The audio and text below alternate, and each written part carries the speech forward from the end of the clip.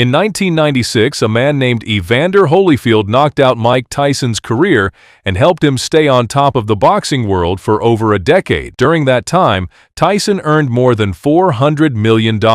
Enough to buy a small island. Enough to never work again. Enough, you would think, to make anyone wealthy for life. By 2003, Mike Tyson filed for bankruptcy. $38 million in debt. Now here's the part that should stop you in your tracks. Tyson isn't an exception. He's a pattern. NFL players, despite multi-million-dollar contracts, face shockingly high rates of serious financial distress within just a few years of retirement. Lottery winners, the people who win literal free money falling from the sky, frequently end up broke again within 5 years. Meanwhile, somewhere in a quiet suburb, a school janitor named Ronald Red earned about $30,000 a year his entire life. Pumped gas, swept floors, lived in the same modest house for decades. When he died in 2014, he left behind $8 million.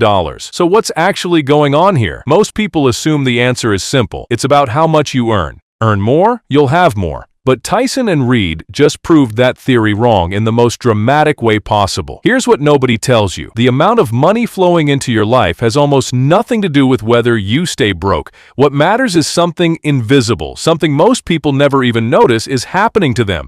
And once you see it, you'll start noticing it in your own life, in your parents' lives, in your friends' lives, everywhere. This video is about to show you exactly why some people stay broke no matter how much they earn, and exactly what separates them from people who build real wealth on far less money. By the end of this video, you'll understand the real reason high earners go broke while modest earners become millionaires. You'll learn about a psychological trap that quietly drains money out of people's lives without them ever realizing it's happening. You'll see why your brain is actually working against you when it comes to money, and it's not your fault. It's built into how humans evolved. But here's the part that surprises almost everyone. The fix isn't about budgeting apps, side hustles, or earning more. It's something far simpler and far stranger than that. Stick around, because the third section of this video reveals the one habit that almost every broke high earner shares, and almost every quiet millionaire avoids. Here's a question that sounds simple, but almost nobody can answer correctly. If your income doubled tomorrow, would you be richer in 5 years? Most people instantly say yes. Of course, more money means more wealth. It feels obvious. But here's where it gets interesting. Researchers who study lottery winners found something almost nobody expects. People who win large sums of money are statistically more likely to file for bankruptcy a few years later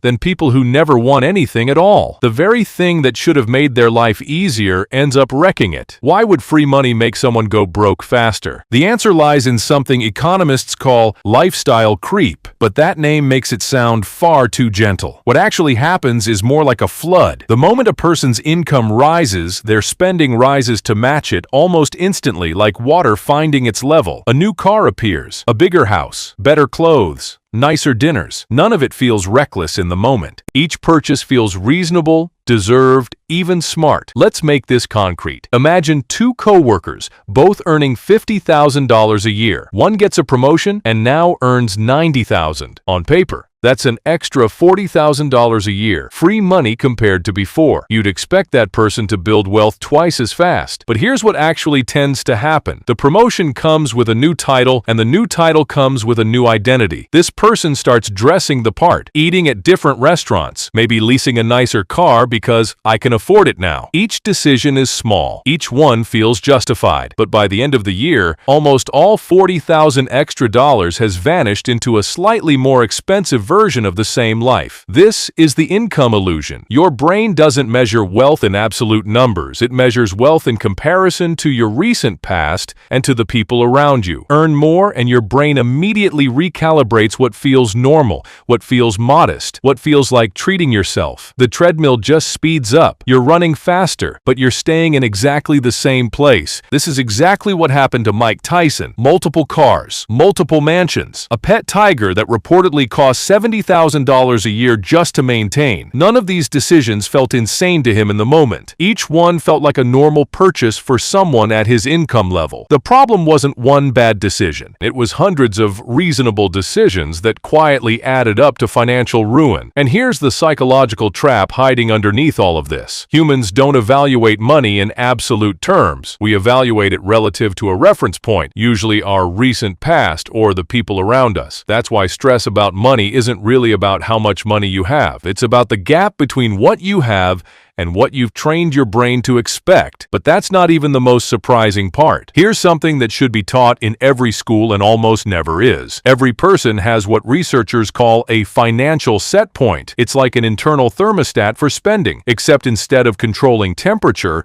it controls how much money feels normal to spend, save, and worry about. This set point isn't something you consciously chose. It was installed in you, mostly before you turned 15 years old, by watching how the adults around you handled money. Let's go back to Ronald Reed, the janitor who quietly became a millionaire. He grew up during the Great Depression era, in a family where nothing was wasted, where saving wasn't a strategy, it was just how life worked. That mindset became his internal set point. Decades later, even as a successful, financially comfortable adult, his normal was still frugal. Spending lots of money never felt good to him. It felt foreign, even uncomfortable, so he naturally avoided it, the same way you naturally avoid food that doesn't taste right to you. Now compare that to someone raised in a household where money was tight, but status mattered intensely. Maybe the family didn't have much, but appearances were everything. New clothes before money for bills. A nice car parked outside a house they could barely afford. That child grows up with a different internal set point. To them, spending on appearance isn't reckless. It's normal. It's required. It's how you signal that you're doing okay, even when you're not. Here's what most people miss about this. Your financial set point operates below conscious thought. You don't decide each day, I will spend like my childhood taught me to. You just feel like certain purchases are obviously fine, and other purchases feel obviously wasteful or excessive. That feeling isn't truth. It's programming. This explains something incredibly strange that confuses almost everyone who studies wealth. Why do so many lottery winners and pro athletes, despite massive sudden income, end up broke at rates far higher than the general population?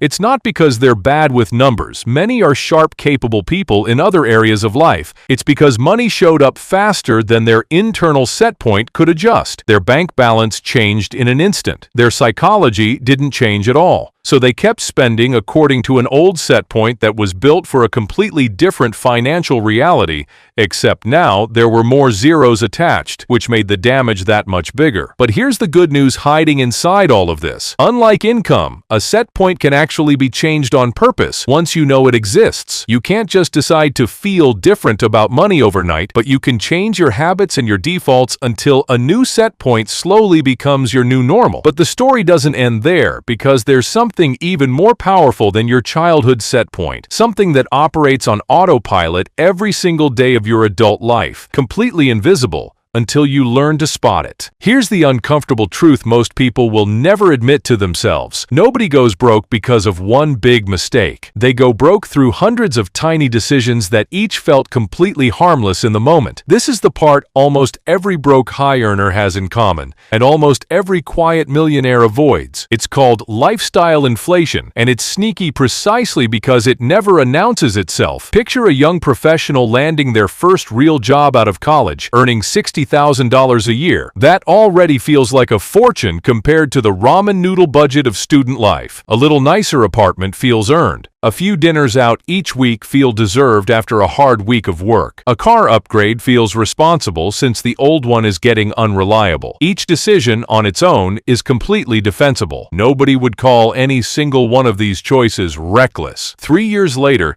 that same person gets a raise to $80,000. Surely now the savings will pile up, right? But something strange happens instead. The apartment gets upgraded again, because I deserve more space now. Subscriptions multiply quietly in the background. A streaming service here, a gym membership rarely used but never canceled. Vacations get a little more frequent, a little more expensive because I work hard, I deserve this. Notice the phrase that keeps repeating in that story. I deserve this. That phrase is doing an enormous amount of damage.